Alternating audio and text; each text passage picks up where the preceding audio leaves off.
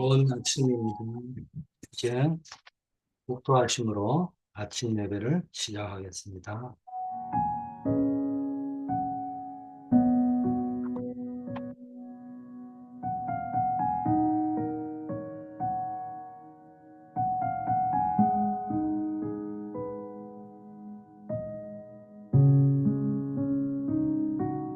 하나님 아버지 감사합니다. 오늘 우리를 한 시대를 살리는 파수꾼으로 부르심을 감사합니다. 주의 언약을 붙잡고 승리하는 하루가 되게 하여 주시옵소서. 또 오늘 내가 있는 현장에서 그리스도의 이름으로 어떤 상황 속에서도 승리할 수 있도록 하나님 축복하여 주시옵소서. 예수 그리스도 이름으로 기도드립니다. 아멘. 하나님의 말씀 에스더 4장 1절입니다. 당신은 가서 수산에 있는 유다인을 다 모으고 나를 위하여 금식하되 밤낮 3일을 먹지도 말고 마시지도 마소서. 나도 나의 시녀와 더불어 이렇게 금식한 후에 규례를 어기고 왕에게 나아가리니 죽으면 죽으리라 하니라. 아멘.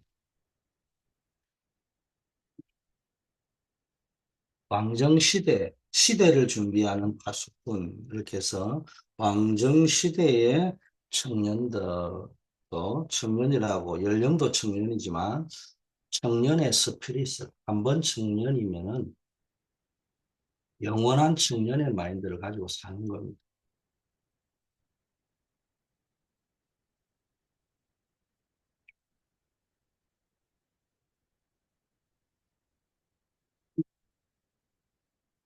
그래서 우리는 늘 시대를 살릴 파수꾼이다.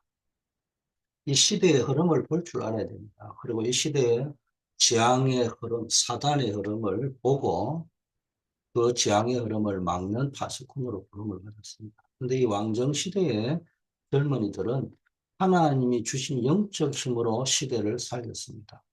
우리도 그 힘을 가져야 됩니다. 그래서 우리도 24, 25 영혼의 기도 속으로 들어가야 됩니다.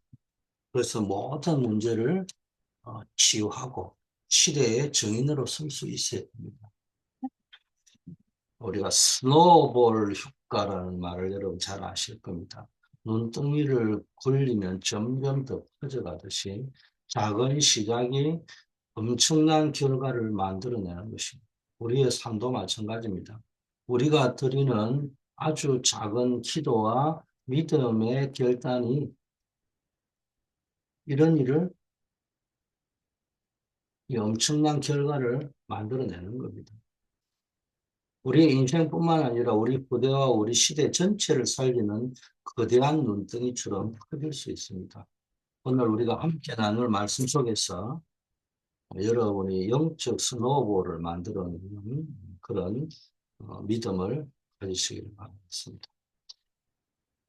기성세대, 우리가 뭐 기성세대를 욕하려고 하는 것도 아니잖아요. 뭐 대부분 새벽기도 나오시면 여러분이 기성세대고, 사실은 교회는 이 기성세대, 어른세대의 기도의 배경 속에서 교회가 움직여집니다. 그런데 문제는 나이가 중요한 게 아니고, 생물학적 나이가 중요한 게 아니고 영적 나이가 중요하다.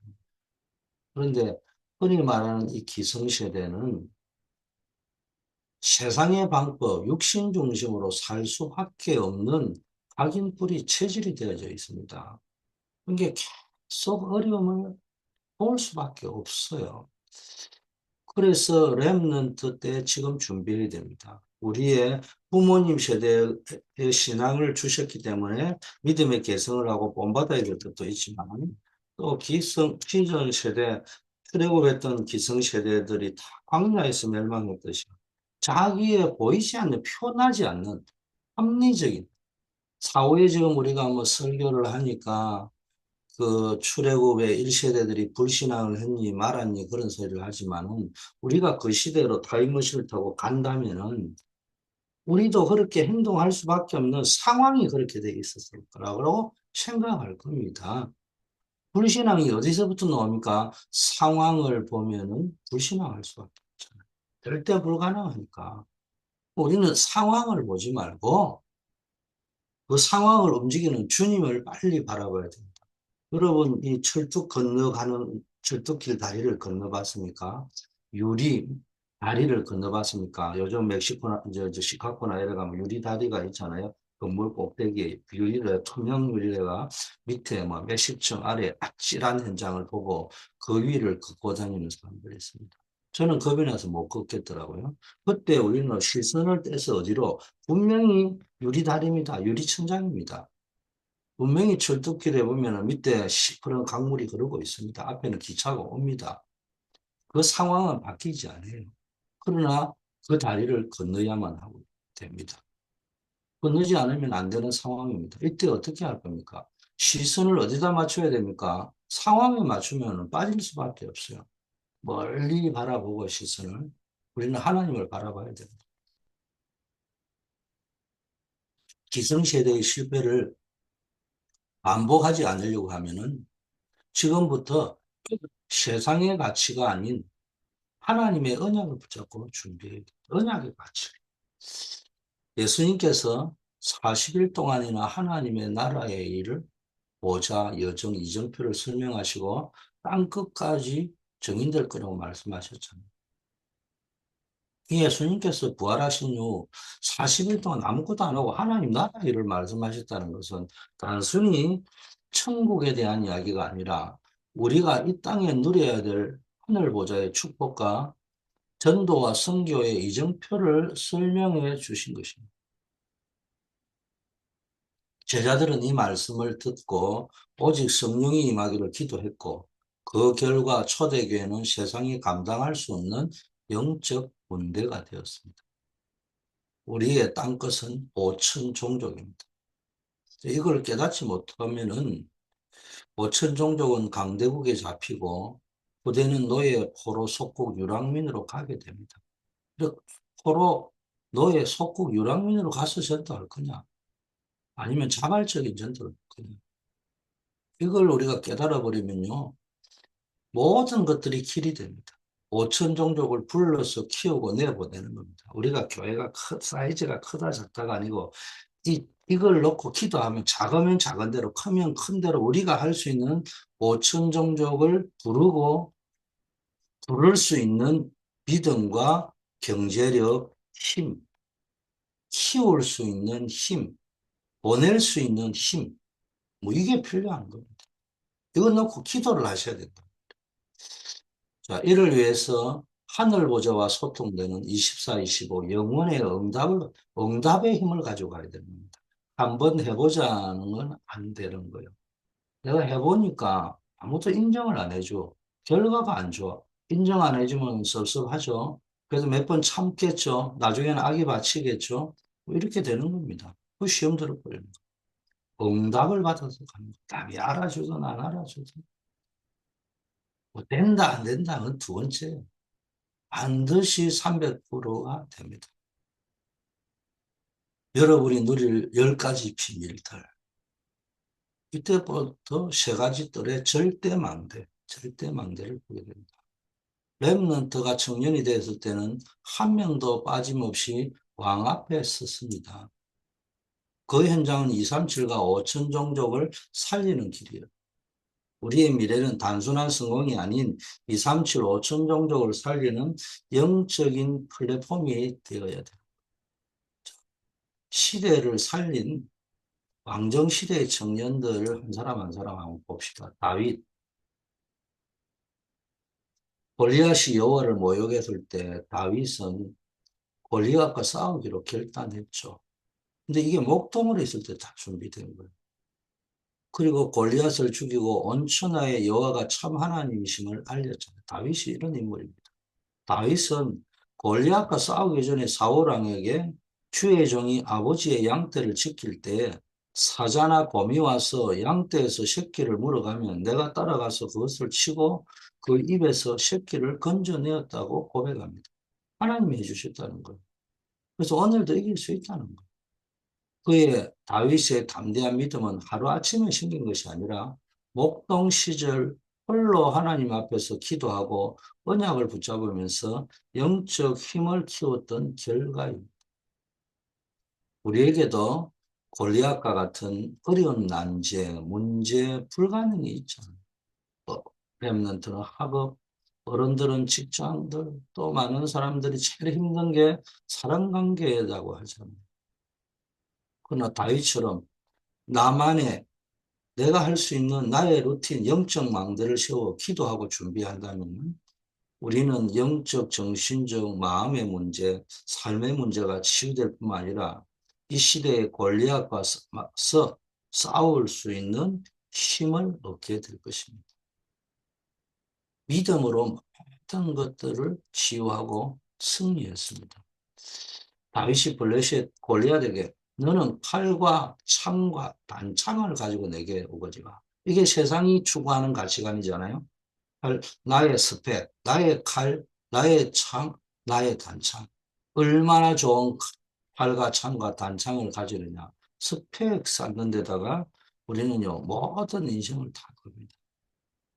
그런데 다윗은 나는 만군의 여호와 이름 곧 내가 모욕하는 이스라엘 군대의 하나님의 이름으로 내게 나아갔다. 이렇게. 오바다 보세요. 보이지 않는 곳에서 시대를 준비했습니다. 열왕기상 18장 13절에 주의 종이 여호와를 경외하는 자. 내가 여호와의 선지자 100명을 50명씩 굴에 숨기고 떡과 물을 먹였습니다. 이게요, 오바다 때문에 엘리야가 살았습니다. 그 오바다 때문에 엘리사가 일어날 수 있고 도단성 운동도 일어날 수 있었습니다. 그 전부터 왕이 죽이라고 명령을 내린 선지자 100명을 숨겼습니다. 오바다라는 사람은 아합 왕, 이스라엘, 북이스라엘의 최고로 악한 왕이라고 하면 아합 왕이잖아요. 그 아내 이세벨, 그의 국내 대신이라는 높은 직위에 있었지만 우상을 섬기는 왕의 권력 아래에서도 하나님을 경외하는 믿음을 잃지 않았습니다.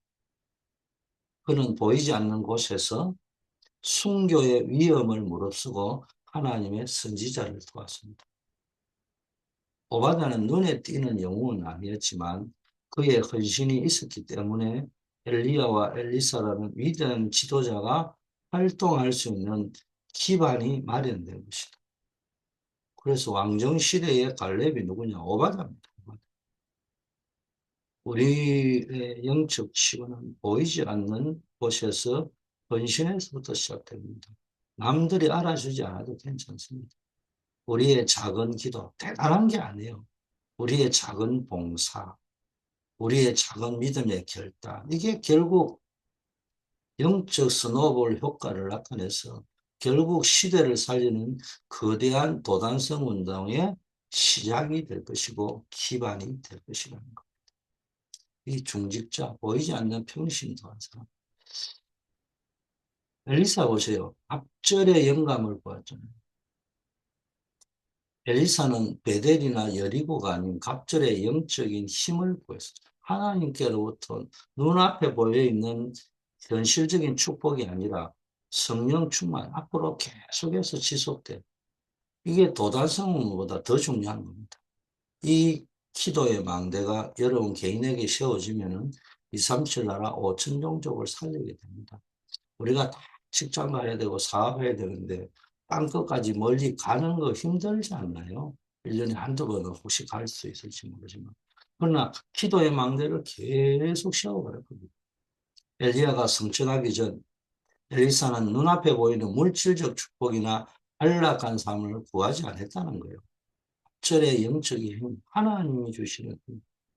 그 결과 엘리사는 스승인 엘리야보다 더 많은 기적을 행하고 더 큰 영향력을 끼치며 이스라엘을 영적으로 치유하고 살리는 사역을 감당할 수 있었습니다. 우리의 기도가 베델, 편안한 삶, 여리고 물질적인 성공에만 머물러서는 안 됩니다. 엘리사처럼 세상이 줄 수 없는 갑절의 영적인 힘을 구해야 합니다. 이 영적인 힘을 얻을 때 우리는 개인의 문제, 이 영적, 정신적, 경제적 삶의 문제를 치유받을 수 있고요. 나아가 237 나라와 5천 종족을 살리는 기도의 파수꾼이 될 수 있는 것입니다. 바벨론의 청년들 볼까요? 언약을 붙잡고 시대를 살렸는데 다니엘 새 친구 에스더잖아요. 바벨론에 잡혀간 다니엘과 그 친구들이 뜻을 정했습니다. 유다인이 다 죽게 되었을 때 모르드게 너가 왕후가 된 것이 이때를 위함이 아니겠냐고 모르드게는 에스더에게 말했죠. 에스더는 죽으면 죽겠다고 말하고 왕 앞에 나아갔습니다. 이 다니엘의 친구들은 바벨론의 포로로 끌려갔으면요. 거기서 사람이 살고자 하는 본능, 생존 본능이 강한데도 그리고 거기서 또 성공해야지 안정적이잖아요. 그런데요, 세상의 음식으로 자신을 더럽히지 않기로 뜻을 정하고 믿음을 지켰죠. 우상 앞에 드린 재물을 못 먹겠다는 거예요. 마찬가지로 에스더도 페르시아 왕후가 되었을 때 그녀의 민족이 멸절될 위기 앞에서 죽으면 죽으리라는 믿음의 결단으로 금식하면서 나갔습니다. 공통점이 뭡니까? 포로 상태에서도 하나님이 주신 정체성을 잃지 않고 언약을 붙잡았다. 지금 세상의 흐름을 보세요. 세상의 기준과 가치가 넘쳐나는 이 시대. 세상은 이제는 전부 개인주의 기준과 가치가 아니에요. 이런 시대에 우리는 다니엘처럼 뜻을 정하고 세상의 흐름에 휩쓸리지 않아요. 에스더처럼 하나님의 계획 속에 내가 있음을 깨닫고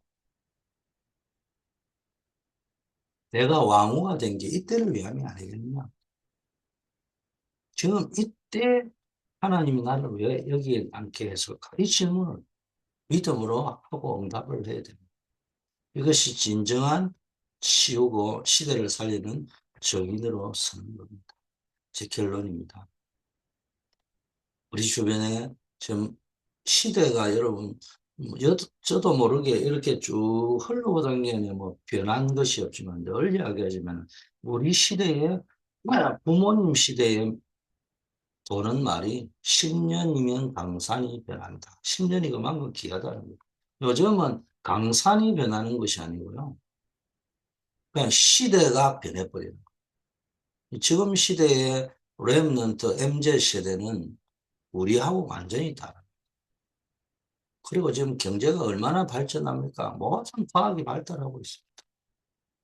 그런데 더 불구하고 지금 미국과 전 세계에서 일어나고 있는 문제들, 약물 중독, 자살, 불안, 우울증 이런 질병들이요. 이제 뭐 암 불치병은 병도 아니에요. 중독, 자살, 우울증, 공황장애 이게 더 무서워요. 이것 때문에 죽는 사람이 더 많아지고 있다. 이거는 뭡니까? 이런 영적 문제는 개인의 고통을 넘어서 사회 전체의 재앙으로 이어집니다. 한 사람의 우울증, 공황장애가 그거로 끝나면 되는데 거기서부터 또 여러 가지 상처 속에서는 반사회적 감정 이런 것들을 가지고 막 총을 쏘고 차를 몰고 불을 지르고 이런 뭐 지하철에 식량을 붓고 이러니까 막 엄청난 선의의 피해자가 자기 원치 않는 피해자가 막 생기는 거 아닙니까? 이게 어디서 하나님을 떠난 인간의 근본 문제. 앞으로 과학이 발달하면 발달할수록 앞으로 AI 시대가 나오면 제가 어릴 때 초등학교 때 읽었던 잉여인간이라는 책이 인간이 있으나마나 요즘 투명 인간이라 하요. 투명 인간 취급을 받아도 힘든데 내 존재가 앞으로는 여러분들이 가만히 있어도 국가에서 돈 대줄 거예요. 지- 이전보다 훨씬 많이 줄 거예요. 그런데 인간성은 파괴됩니다. 왜? 인간성이 언제 파괴되느냐? 나는 쓸모없는 인간이고, 남아도는 인간이구나. 이때 인간성이 제일 무너지는 겁니다. 하나님을 떠난 인간. 물질, 경제 아무 것이 더 내 안에 하나님께 쓰임받을 때 제일 행복하잖아요. 근데 이게 없으면 이 영적 공허함은 막을 길이 없습니다. 이걸 틈타서 물질 만능주의, 쾌락 만능주의, 이기주의, 이걸 사단이 사람들을 미혹해서 결국은 영적, 정신적, 육체적 파멸로 이끌어가는 시대라는 사실을 정확하게 인지해야 됩니다. 대충 넘어간다고 설마 내 아들, 내 딸은 아니라는 거예요. 슬쩍 뭐내 아들, 내 딸은 아니니까 뭐 하버드 넣으면 돼. 전부 이 생각이에요. 복음으로 탐내야 되겠다. 복음 언약을 개성시켜야 되겠다. 여기에 대한 한이 없어요. 그거는 적당하게 교회 다니까 한번 이야기해보고 그래 네가 선택해라. 그래서 주일날도 공부해야 되니까 예배 안 나와도 돼. 전부 그 마인드. 성공만 한다면 잠시 안 해도 되는 게 앞으로 문제가 오면은 잠시 교회 적고 잠시 예배 적고 잠시 기도 안 하고 그 습관화 돼버려요. 엄마와 아버지한테 배운 건데 잠시 적고 그것만이 유일한 해답입니다. 우리가 오늘 나눈 다윗, 오바다, 엘리사, 다니엘, 에서는요 모든 시대의 재앙 속에서 복음의 유일성을 붙잡은 사람. 이들의 공통점은 하나님 주신 언약을 붙잡고 기도하며 영적인 힘을 회복했다는 것. 세상의 방법으로는 결코 해결할 수 없는 근본적인 문제를 해결하는 유일한 답은 예수 그리스도의 복음입니다. 오직 복음만이 우리에게 참된 치유를 가져다 영적 치유, 내 삶의 치유. 그래서 영혼이 잘 된 것이 범사가 잘 되고 강건해지는 겁니다. 그렇다면 이제 우리 모두 그냥 막연하게 충성하고 사명 감당할 게 아니고요. 전도와 선교가 우리의 최대 사명입니다. 이거는 선택이 아닙니다. 사명이라는 거예요. 예수님은 부활 후 마지막으로 땅 끝까지 내 증인이 되라고 말씀하셨고 우리가 겪는 모든 영적 치유는 궁극적으로 이 사명, 전도 선교의 사명을 완수하기 위한 준비 과정입니다. 그래서 여러분이 상처에 빠져 있으면은 미래는 암울하지만 그 상처를 전도 선교의 발판으로 만드십니다. 우리가 복음으로 치유받을 때 비로소 우리는 이 시대의 하수꾼이 되어 하나님을 알지 못하는 5천 종족과 237나라를 살릴 정민이 될 수 있습니다. 그렇다면 우리가 결단해야 됩니다. 실천을 위한 결단을 해야 됩니다. 안디라는 사람이 잘 알잖아. 이분이 뭐라고 했냐. 당신이 세상에서 보고 싶은 변화가 있다면 당신 스스로 그 변화가 돼야 됩니다.